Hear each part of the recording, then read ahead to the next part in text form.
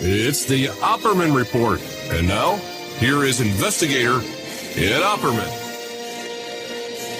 Okay, welcome to the Opperman Report. I'm your host, Private Investigator Ed Opperman. You can get a hold of me at Opperman Investigations and Digital Forensic Consulting.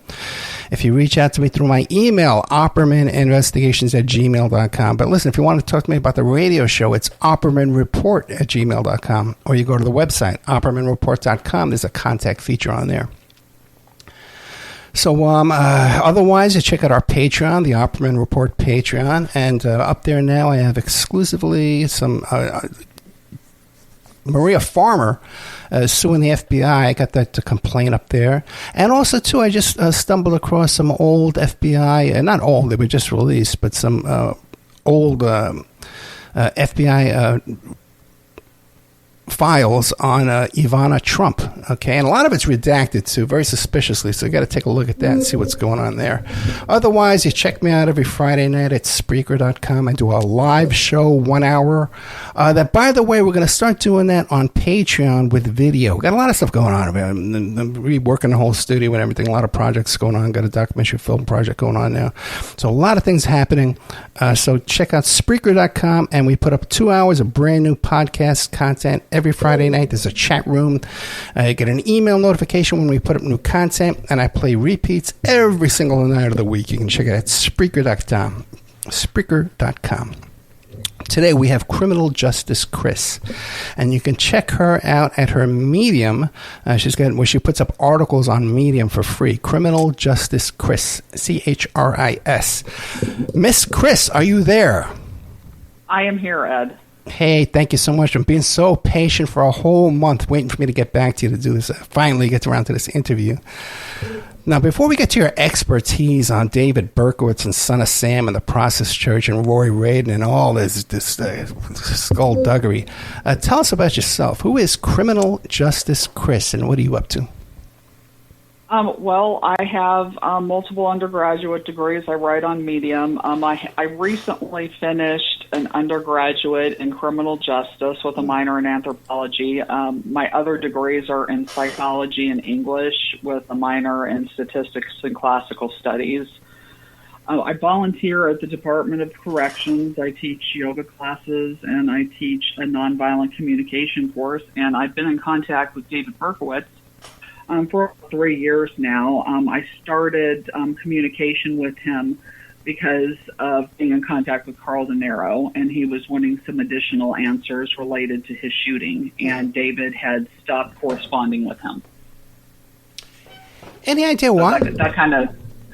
I believe that Carl had pressured him a little too much for shooting information, which is it can be a problem whenever, as you know, whenever you're in maximum security, because it's frowned upon by other prisoners whenever you're communicating information that could implicate others.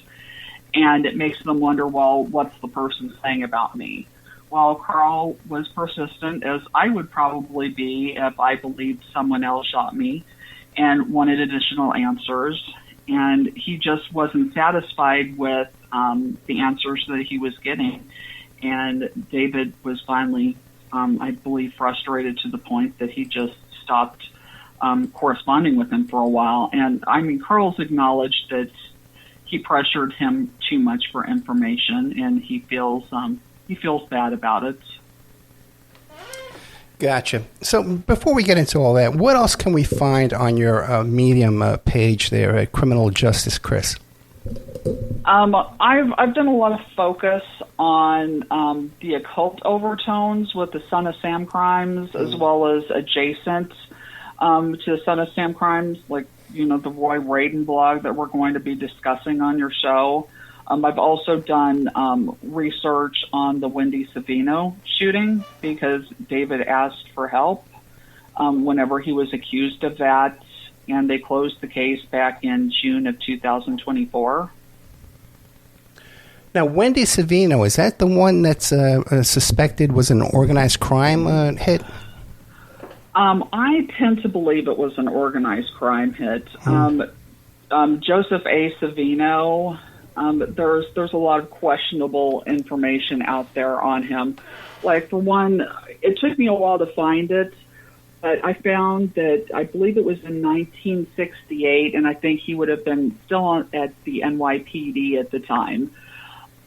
He was brought up on charges for stolen property. It was very difficult for me to find, but I finally located it in a book that I obtained through an interlibrary loan that a judge wrote, Judge Vino. Savino had a stolen calculator. Now, obviously, calculators aren't a lot by today's standards, but then they were prototypes, and they were going for probably about $2,500 or $3,000. So by today's standards, adjusted for inflation, that's about $45,000. He had lied about stealing the property, was brought up on perjury charges, and a constituent of his that was also an attorney represented him and got him off on like a $500 fine. So that's it. Kind of takes off from there with his criminal history. He was also investigated by the insurance department for pocketing insurance premiums that he should not have legally been pocketing. American Transit Insurance. In the police reports for Savino, there's a name that's listed, Richard Niclario. The NYPD did not properly follow up with him, according to the police reports, to interview him. He had called him from the bar. He also called him from home when the police questioned him. He said he could not remember what was said. Whenever we started looking into it online, we found a couple different Richard Niclarios.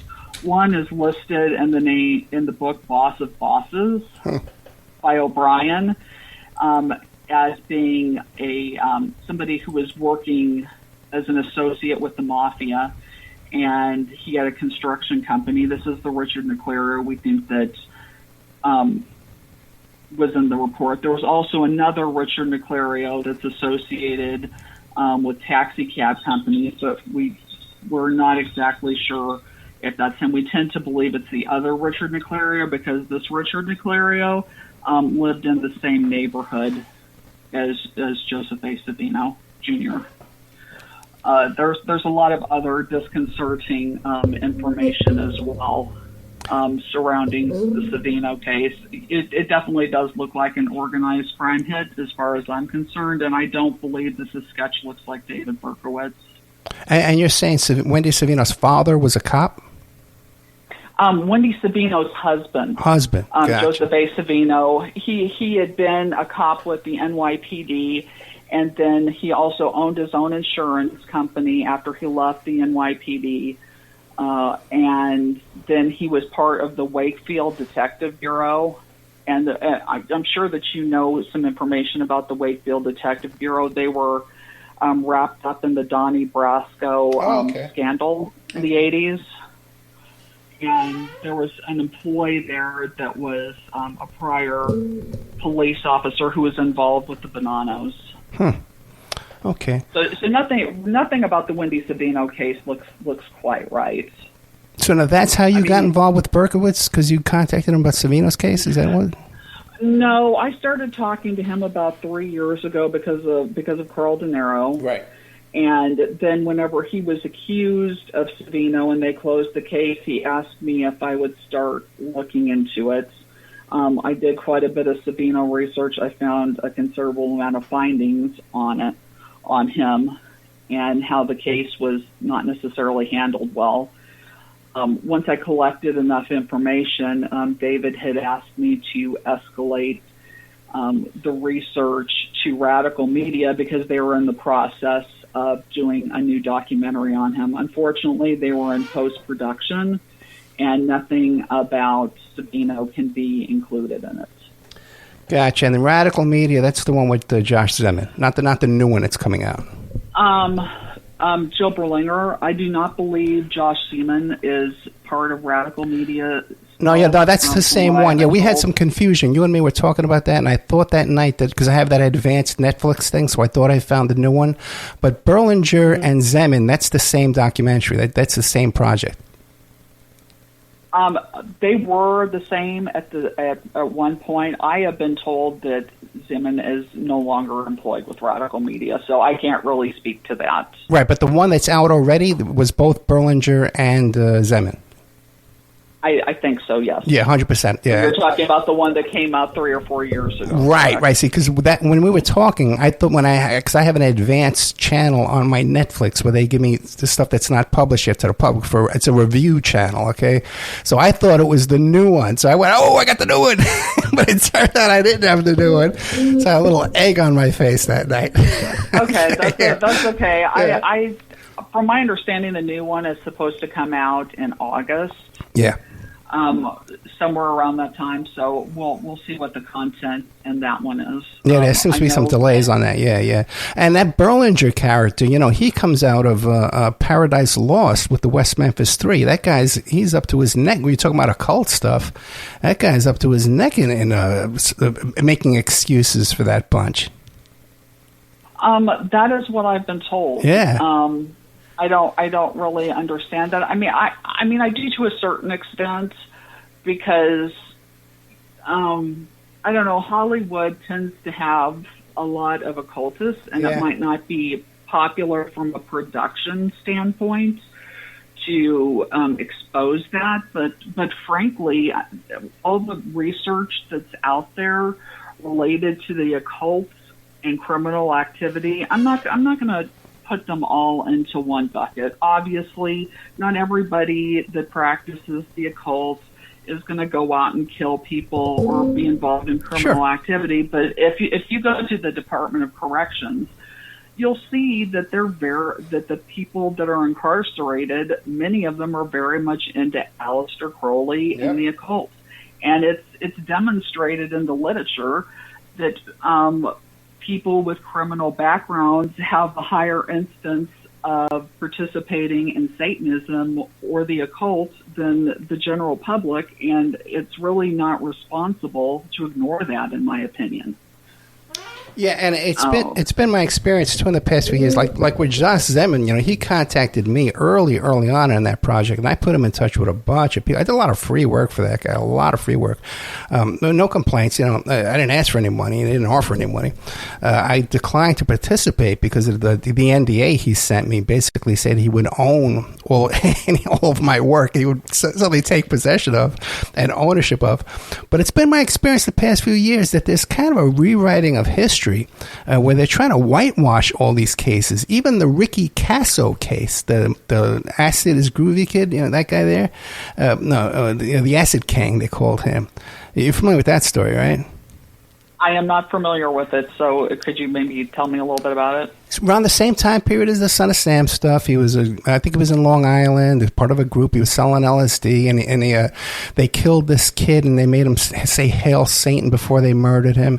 I interviewed an author of one of the books about him, and I kept begging him to come back and to talk about other stuff. And he kept saying, "Oh no, I got this other project I'm working on." And then they came out with this documentary film, just basically whitewashing the whole thing, just like they did at the end of the Netflix there, where they tried to smear Maury Terry.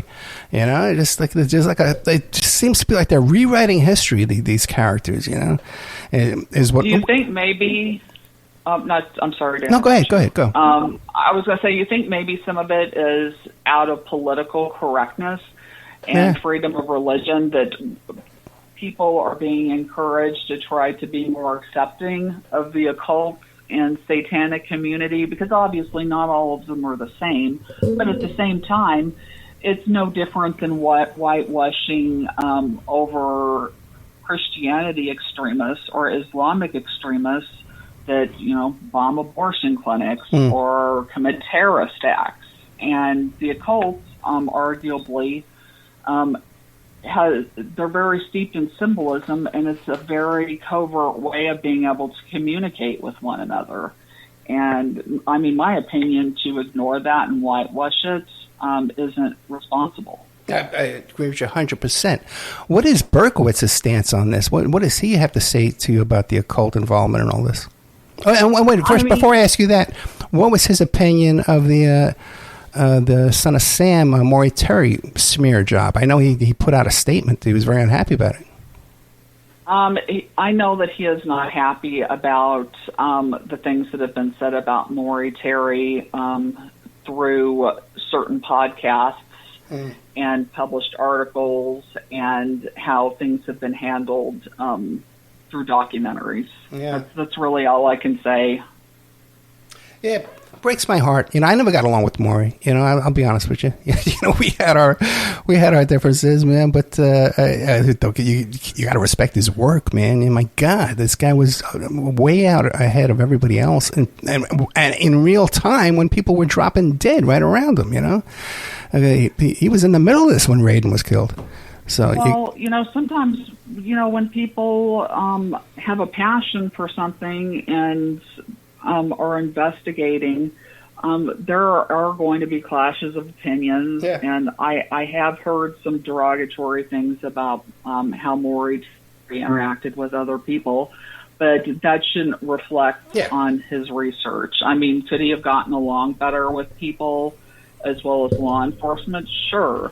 But at the same time, you have to look at the struggles that he had, and you have to wonder how much of the combative attitude that he had was influenced by how he was treated. Yeah, 100% agree. And also to my own reputation of not being able to get along with people. Which I don't say it, but it seems to be out there too. Anyway. But what is Berkowitz? We went over Berkowitz's opinion of Maury Terry, but what's his opinion now of this occult symbolism and stuff in the case? You must have had those discussions with him. I've had discussions with him. I mean, at this point, he's kind of really over talking about the case. He'll tell me things occasionally. For the most part, I've had to really dig it myself and do my homework, and I'll run things by him. And he'll give me feedback if he believes I'm on the right track. Mm-hmm. And I don't tend to publish things unless I believe I'm correct. I mean, obviously, I'm not going to be 100% correct all the time. Nobody's going to be 100% correct.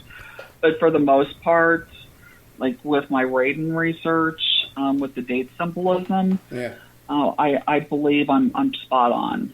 And that's really my main focus of my research that's interesting me right now is the date symbolism with a lot of these crimes, because it fits in with modern day events analysis that Homeland Security and the FBI should be using when evaluating certain types of crimes such as terrorism.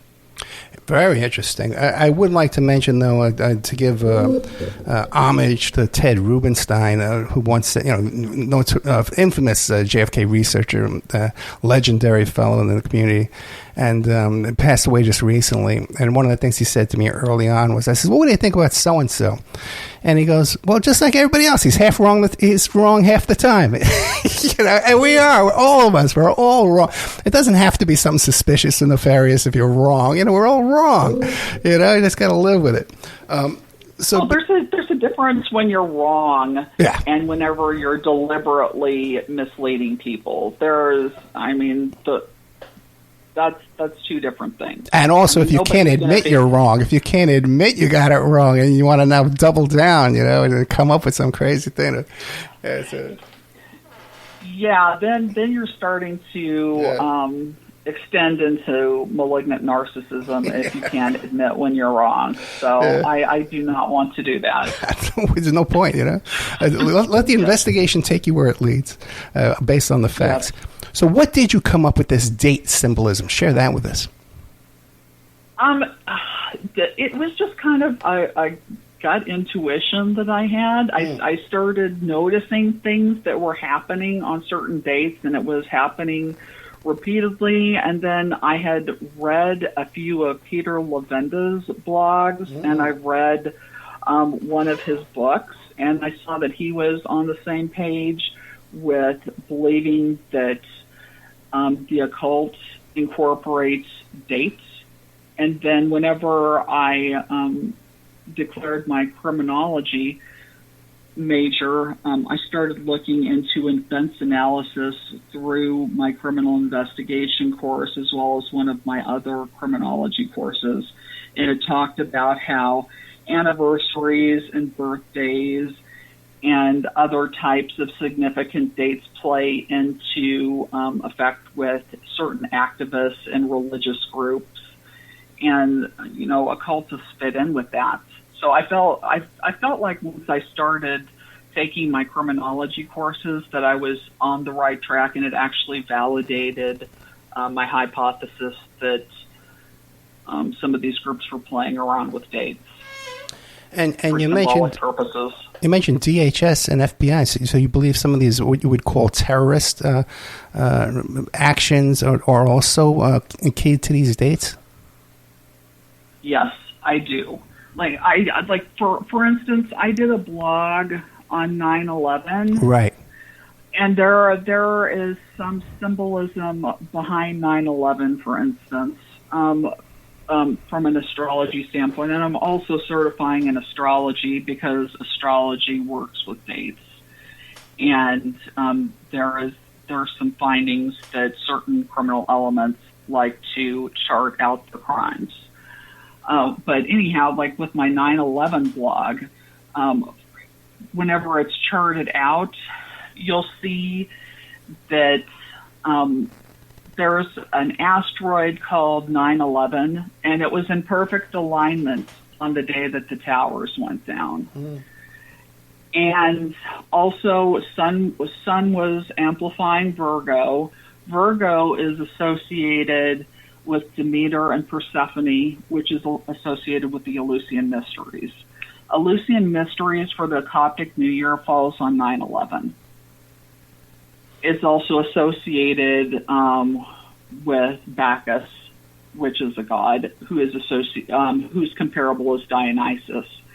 Then, if you continue to look at it, you'll find that the Sirius dog star was in heaven, which is also symbolic because the Sirius dog star is associated with Dionysus. So you just keep getting the repeated 9/11 imagery through the astrology symbolism. I'm sure you're familiar with William Ramsey's book about the occult connections to 9/11. Yeah, I am. I've started reading it. He recommended it. I was not aware it was on the market until he alerted me. Really? Because I did not. I did not know it. I didn't. I'm sorry. No, that's okay. You got to listen to my first interview with William Ramsey, because when we got through like halfway through that interview, you have to believe that if there is that occult connection to the attack on 9/11, it had to go. It goes back. It goes back years and years and years in planning, Yes. and it's just terrifying to think if that's true. I would agree with you. I always thought that 9/11 looked very orchestrated and well planned, and from my astrology analysis, it just confirmed it even further. And I'm frankly a little bothered by it. Oh, it's terrifying to think of. But then I got to tell you, I'm from New York, and I've known Rudy Giuliani. I've been around those crowds with Bo Dietl and Bernie Kerik and stuff, and none of them have any kind of occult background. They would be. This is the furthest thing from their wheelhouse, So I don't know how they're involved, But I don't know. It's a good question, and maybe we'll have answers someday. Oh. Or we won't. We won't. I always said after getting started with this radio show, the next book I write is going to be called "The More I Learn, the Less I Know." The more I get into this stuff, the more questions I have. Now, you mentioned Peter Levenda, and it appears to me that his interest in this is one of an occultist himself. Where do you come into all this? Are you friendly to this beliefs, or are you have a more? I am not. I'm going to be clear. I'm not an occultist. Right. It's more of an interest from a criminology standpoint, Gotcha. where if you're going to study something, it would be like taking a trip to Russia and not learning the language, and what's going to come out of that. To me, all the occult is just the equivalent of learning a foreign language. Gotcha. And then applying it. Yeah, I come to this from a Christian perspective, Pentecostal Christian, so I can kind of feel the spirits around this kind of stuff. Do you have that kind of experience, or you're called to it? I feel like I'm called to it. I will say that I've had some strange experiences. Yeah. Since starting to study it, and I'm not particularly fond of it, but I'm living with it. So I don't know what to say more than that without making myself look unbalanced. No, I hear you, pal. I hear you, man. When you're dabbling in this stuff, man, even as from the outside looking in, trying to figure it out, man, you're dabbling with things. Very serious. Which brings us to one of the points you brought me to off the air, which was David Berkowitz's military records. Because, and when you describe this, because if those are being tampered with or being controlled prior, such a prior date to his activities, that would give you chills too. So why don't you describe that to us? Yes, so David Berkowitz gave me permission to seek his military records. He provided me with a letter on prison letterhead, and it was notarized, and I sent it to the National Archives, and they got me his military records within a couple weeks, because there was another podcaster who accessed his military records. He did not access them through the correct means, and we were both concerned about disinformation based on the content of this person's podcast, and we wanted to make sure accurate information was being put out. So when his military records came in, I started examining them, and I looked at one of his enlistment forms, and I noticed a signature. And just as a background, a lot of people wouldn't notice this kind of stuff, but I previously worked in lending, and I'm familiar with compliance and auditing. Right. So I'm just anal, and I look at signatures. So there's an area on the enlistment paperwork that requires a witness signature and a printed witness name and an address. And the section for the printing and the address was blank. So I thought, well, this is strange, and it's enlistment paperwork. So I looked at the signature, and the signature reads Rosemary Baby. And it's not David Berkowitz's signature. It doesn't look anything like his signature. I went to a military office, and they said an enlistment officer would have needed to sign the paperwork, and it would have needed to be witnessed. So how that got into David Berkowitz's military records and they didn't catch it is alarming. We don't know if it was done at the time. We don't know if it was slipped in afterwards. And we're still trying to get further answers related to what was found in his military paperwork. But this would have been at his initial entrance into the military. That is correct. Now, is there any chance that maybe criminal justice, Chris, is just seeing things? You know, has anybody else looked at this? Because handwriting could be deceiving. People have looked at it. I have a blog published on it. Yeah. If you go to the blog and you look at the signature, you'll say, yes, that says Rosemary Baby. Where can we find this blog? It's on Medium? Yes, it's on Medium. Terrifying. Criminal justice, Chris. Yeah. Yes, I did. I did 4 different blogs on his military records, including another blog that lists part of his medical records. There is something written in his records stating patient's records or is subject to a security check. And I also ran this by the enlistment office, and they said that that's odd. He obviously would not have had security clearance at the time. And they can't determine why they would have written in his records that his medical records were subject to a security check. Yeah, that's very unusual too. I guess all this would all lead us to suspect that he was some type of a psychological project in the military, that he was targeted and maybe brainwashed, and to use a. That's what I tend to believe. I know that there were LSD experiments going on at Fort Dix, where he went through basic training. And that was going on through 1972. And whenever I questioned him, and he told me I was fine to discuss this, he did take LSD whenever he was in basic training, and he said that the LSD was given to him and several other people who he had enlisted with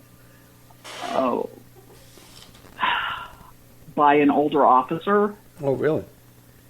Yes, and he doesn't remember he doesn't remember the person's name or their rank or any of that additional information. So it's going to be challenging, obviously, to figure out. But it does look like, based on the signature and his enlistment paperwork, as well as LSD experiments still going on at Fort Dix through 1972, and him being given LSD, it looks questionable. Yeah, I remember reading about him using LSD in the military. Now, what about, did he describe to you using LSD after leaving the military? I believe that he used LSD after leaving the military, yes. He said that he believed that he thought, if he remembered correctly, that when his apartment walls were written on, that LSD was involved. But that's really all that he's discussed with me about LSD. And what does he say? Interestingly, oh, go ahead. No, you go ahead. I'm sorry to interrupt. I was going to say, back to his military records, actually the Secret Service went in and examined his military records following his arrest on the pretext that he might have called in a threat to prior President Richard Nixon. And they went in and they pulled all of his military records whenever it was closed. I believe it was on Veterans Day in November. And then they put his military records back into the location. What does Berkowittz... It would have been a vault. What does Berkowittz say about these military records? What does he think is going on there? He's not exactly sure what's going on. He's kind of downplayed the Richard Nixon threat. He said he obviously didn't make one and nothing came of it. It never came in the media at the time, but it was in his files. So me alerting him to it surprised him, as well as the signature Rosemary Baby, and also, his records being subject to a security check. Other than that, he hasn't discussed too much about his military records. He allowed me to release certain parts after we discussed them by mail, and then it's just kind of ended there. And I've been trying to figure out more about the signature, if it was put in after and his records were tampered with, or if it was signed at the time of his enlistment. We don't really know at this point. And we talked off the air about his records being obtained by others. Has Berkowittz talked about that? He's not particularly happy, obviously, about his records being obtained by others, because this other person, we don't know how he obtained his military records. There is the Privacy Act of 1974. Per that act, based on David Berkowitz's age, a person would be required to obtain his entire military records by getting David Berkowitz's permission. Right. This person did not obtain David Berkowitz's permission. I know that based on the paperwork that I have, that there were subpoenas on his military records from law enforcement, which is understandable, as well as the district attorney's offices. But still, they're required to follow the Privacy Act as well and not release any more than what the general public is allowed to see. And the specific person is stating that he has all of his military records, including medical. And that's a problem because that's not legal. Well, it's always concerning when you have somebody, especially someone who doesn't really have such a great reputation, is having documents just dropped in their laps for some reason. But this business about Rosemary's Baby and the intelligence, the top secret security level there, this is unique to your investigation, right? No one else has found this prior to you, or has anybody discussed this after you? No, nobody has found this prior to myself. Prior to David Berkowittz allowing me to gain access to his military records through the notarized statement. And is anyone else talking about this or taking credit for it? Not that I'm aware of. I mean, I've published blogs on it. I've been on at least a couple different podcasts talking about it. I was on a podcast called Esoteric Atlanta that's run by Bryce. It was probably a couple months ago. I discussed it on there. And I think you know who Rocker Mike is. He joined me. I don't think I do, no. Other than he's friendly with Carl De Niro. Okay. Carl, I know. Carl's got a real name. I know him. Okay. But yeah, as far as I know, nobody else is taking credit for it. They shouldn't be taking credit for it, right? Because they can't access his military records with permission. And this other podcaster has repeatedly stated that there is nothing of interest in his military records, when that's simply not the case. Now, I'm going to assume this person had his military records pre-subpoena. He wouldn't have been able to get them directly through NARA without David Berkowitz's permission. So maybe the military records that he has doesn't show that, Secret Service inquiry into his records related to Richard Nixon. Maybe he hasn't thoroughly read the military documents because this person isn't exactly known for being a great researcher. Yeah. And crossing his T's and dotting his I's. I don't know what else to say.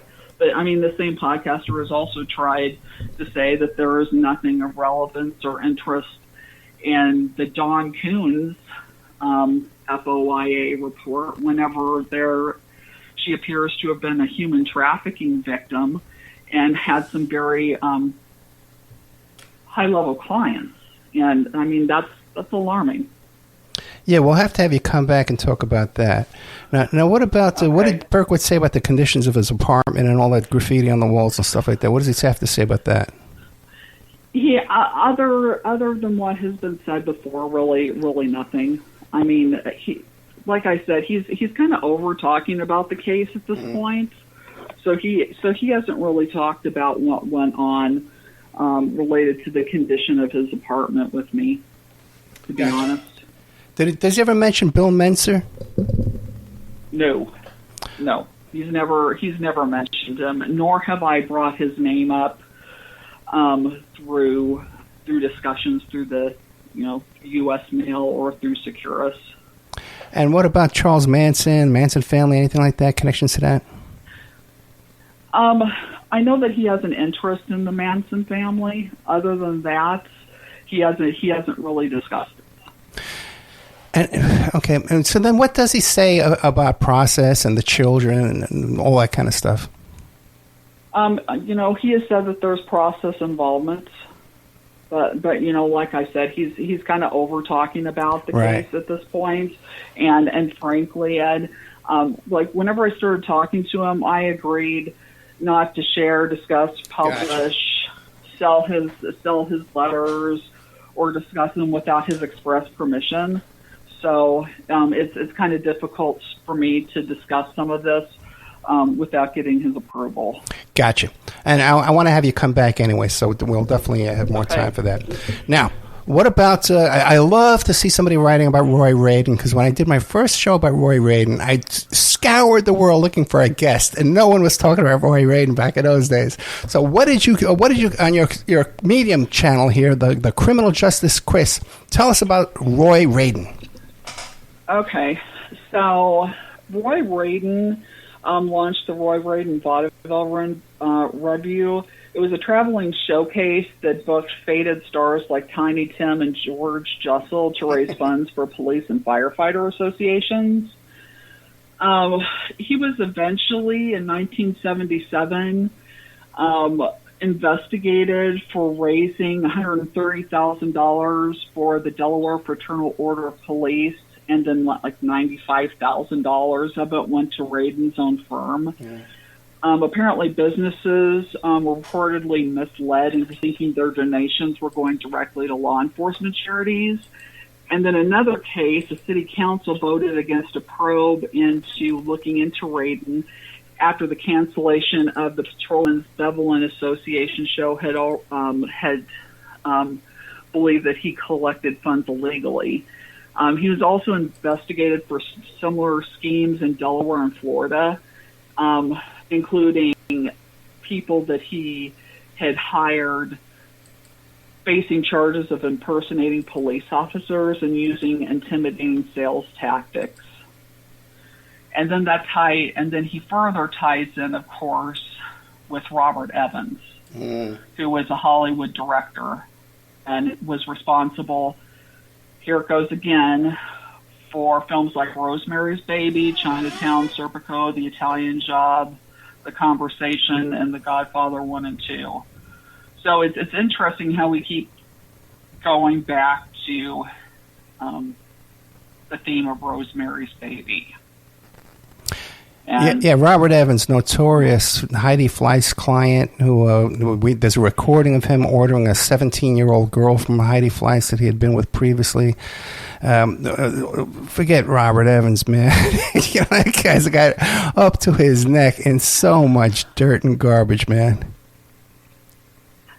Yeah, I have to say for Robert Evans, I even remember seeing images of him as a child and thinking, this guy just makes my skin crawl. Yeah, I'll be honest.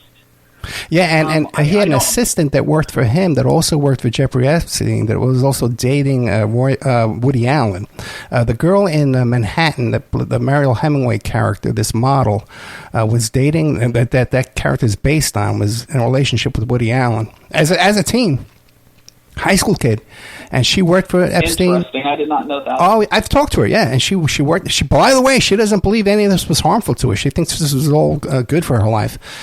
She worked for Epstein. She dated Woody Allen. She worked and lived with Robert Evans, and also too Carlos Castanedas. She that was her true love, her love of her life. Huh. Ha. Interesting. Right? No thanks. Yeah. I would take a hard pass on that. Yeah. So give us some more information about Roy Radin owned the most expensive mansion in the Hamptons. Am I correct? From my understanding, I don't know if it was the most expensive mansion in the Hamptons, but I know that he had a 70-room Southampton mansion. Wow. And that there was a woman at his mansion named Melanie Haller. Yep. At a party, and she was a star in the show Welcome Back, Carter, back in the 70s, if people are not familiar with it. But there were charges that she was raped and beaten at the palace, and it tied in Ronald Sisman, who was also tied into the Son of Sam case. He was a controversial photographer with rumored ties to narcotics and pornography and blackmail rings. So, yeah, and then Sisman and his companion Platzman were eventually murdered in Chelsea, New York. I believe that their blood was drained, if I remember correctly, which, that screams cult. Interesting to talk about LSD. Haller later on went to live with this LSD guru. I believe it was in Amsterdam. She lived with him. He was this notorious author and expert on LSD too as well. And then you have Welcome Back, Kotter with the influence of Scientology and John Travolta on there. What does Berkowitz have to say about these things? Scientology, the Larry Flint, and all those hitmen working for Hustler magazine?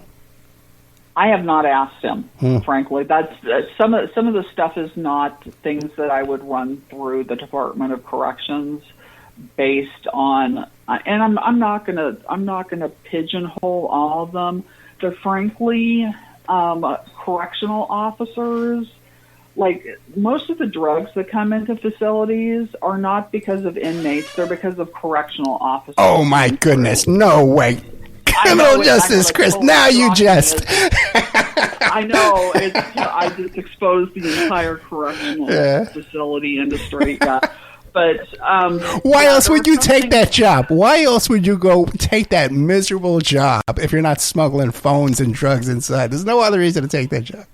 Let me tell you a great story. In the Department of Corrections in my area, there was actually a correctional officer who was busted for smuggling cell phones in through his Subway sandwiches, which the Subway sandwiches were not being scanned through the metal detector, and they were just sending them through. And this guy was selling the phones for like $3,000 pop. Oh yeah, everybody's got a phone. So there are certain things I would through the U.S. mail or through electronic mail. I would not discuss with David Berkowitz. And I don't live in the same state, so it's not like I can discuss these things with him in person. So it makes it challenging. Yeah. So what else about Roy Radin? Where did all his money come from? Like drug dealing? What else? I would say drug dealing from his shows, and I know that his dad. I would say that he probably got some money from his dad because his dad was also known as Broadway Al Radin, and he was a renowned New York club operator in the 1920s and 30s. So he built on his father's legacy from there. Okay, I wasn't aware of that. That's interesting. Yeah, so it sounds like from what I've read, Radin had quite the drug problem and liked to live a lavish life. And then he decided to go big and decided he wanted to work on a movie, The Cotton Club, that required financial backing and industry clout in Hollywood, which got him involved with Evans. Mm-hmm. Evans was suspected in connection with Radin's death, but he was never convicted, obviously, and he was eliminated as a suspect. Yeah, but when you go to look, there were phone calls back and forth with him, with Lainey Jacobs, and she even went to live with him right after that murder. So he was up to his neck in that stuff. It's hard to believe how he got out of that. Just I guess connections, right? Yes, yeah, it seems like it. And he was also, I believe that Radin. Yes, according to my research. Mickey DeVinco, who was Judy Garland's husband, was an employee, and that's where the symbolism starts to take off, because Mickey DeVinco was also suspected. Roy Radin disappeared on May 13th, which is a Roman holiday associated with Garland Day. Mm. It's a summertime ritual. And I'm unclear because there are two different days reporting for finding his body. One is June 9th and the other is June 10th. If he was actually found on June 10th, that means that he was found on Judy Garland's birthday. Wow. Which is more than a coincidence. If he was found on the 9th, I would say that's probably symbolic too, because I've done some analysis on the Son of Sam symbol, and I believe I've deconstructed it properly and reconstructed it, and it's similar to, it's not similar, it's exact once you do it to the zodiac symbol, which that's an occult symbol as well. It's found in Aleister Crowley's writings. It's interesting too. Judy Garland, her daughter Liza Minnelli, was married to David Guest, who was, and they were, I think Michael Jackson was like their best man or something at their wedding. And Michael Guest, he's also described as like a Broadway film producer, but yeah, really, what's he done? Nothing, and at one point, yeah, well, do you know anything about him? I do not know anything about him, so you would have to fill me in. At one point, I feel like I read so much with school and research that I can't really cover everything. So I apologize. No. There's so much here, man. There's no one person, no 10 people can cover all of this, man. It's just so many tentacles and all this. But at one point, it used to describe him online as being a Satanist too, as well. This guy David Guest, but then suddenly that was scrubbed, and you can't find that anymore. But same thing like Roy Radin type character, you know what I mean? Yeah, but I know that you're really interested in William Mentzer. Yes. So you might take off from there because he's listed in my blog on Radin because he is associated with his murder. Now, you were talking, too, about the date of the murder. At one point, I recall hearing a recording, I guess it was a Bill Ryder recording, that he was shot 13 times on Friday the 13th, and he said it twice. Were you able to confirm that? Yes. I found it in a newspaper article that, yes, he was shot 13 times, and it was also on Friday the 13th. And I know dynamite was put in his mouth.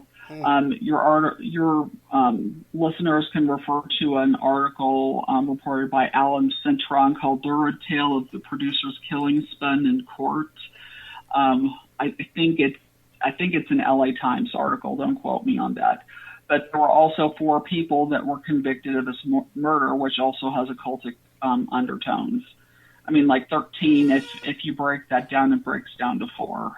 So it seems like 4 and 13 and 22, they all seem to be ritualistic numbers with the occult.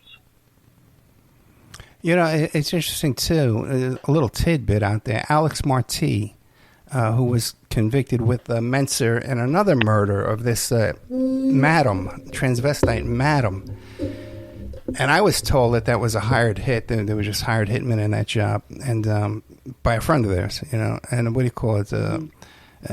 Marti, when they were going, the madam. When the madam was extorting this kid for his homosexual prostitution deal, and she was extorting this kid, they'd be calling each other back and forth, and then the madam would call the Vatican. And she'd be on the phone with the Vatican, get off the phone with the Vatican, and go back to calling back and forth with this kid. I asked, I asked the guy that wrote the book about the Cotton Club, and he knew about it. I asked another detective who was involved. He knew about it, but no one knows why. It's a good question. I mean, let's face it, the Vatican's hands haven't exactly been clean over the years. I don't know as much about the Catholic Church as I should related to scandals other than pedophilia, so I can't really talk. But well, today, right before this interview, I interviewed a fellow about the D.C. Madam Palfrey, and she also, too, in her phone records has the Vatican in her phone bill, too, as well. I was like, who knows what's going to... Yeah. But listen, Criminal Justice Chris, we're just about running out of time. We only had about 5 minutes left. What else is on your mind you want the audience to know about? You want to tell us more about Radin or what else? I guess maybe I'd like to touch on the symbolism that was found at his crime scene. Okay. They found there was a Bible that was found by Maury Terry that was overlooked by law enforcement, and it was turned in. It was open to Isaiah 22, which as I said before, there's the 4 symbolism. And I would argue that the section has apocalyptic overtones. It has the 22 symbolism. It refers, if you read it, to the key of David, which is a symbol which is denoted by X. 22 itself in the Greek alphabet is the 22nd letter of the alphabet, which is Chi. So they're just, you keep getting the occultic symbolism over and over and over again, which are eerie clues, and it can point to who the perpetrators are of the crimes. And I think I understand that law enforcement has challenges with using inductive logic because, that's not how they're trained. Right. But if they really want to properly solve crimes now and in the future, they have to learn from their past mistakes. And part of that is educating themselves on cultures that aren't necessarily like their own, and that would include the occult. And I understand that it's difficult to wrap your head around, but maybe if they can't properly train people to do it, then they maybe need to outsource and find people that are able to do this for them so they can adequately solve crimes. I think part of it, too, is there's a hesitance to put this before a jury who's just going to dismiss it and poo-poo it and say, oh, my goodness, that's just hysteria, which is another thing where we're sold, that all these cases are satanic panic and hysteria. And this rewriting of the whole Son of Sam case, this whole rewriting of history with these Netflix documentaries. Some of it would be circumstantial, but at the same time, you don't necessarily need to admit that into court. It can help you narrow down a suspect profile and then go from there and then find actually hard evidence to convict them. That's my opinion. No, I hear you, and it's definitely a pattern. And today, is there, does the FBI or DHS have some kind of occult bureau, investigators looking at this kind of stuff? I don't think so. I would say no, and arguably, the FBI during the time that a lot of these crimes happened, I don't want to be too critical, but the FBI was run by a man who was a Christian Scientist. And I don't have anything against Christian Science. Don't get me wrong, because my mother's family were Christian Scientists. I left the church whenever I was in 7th grade.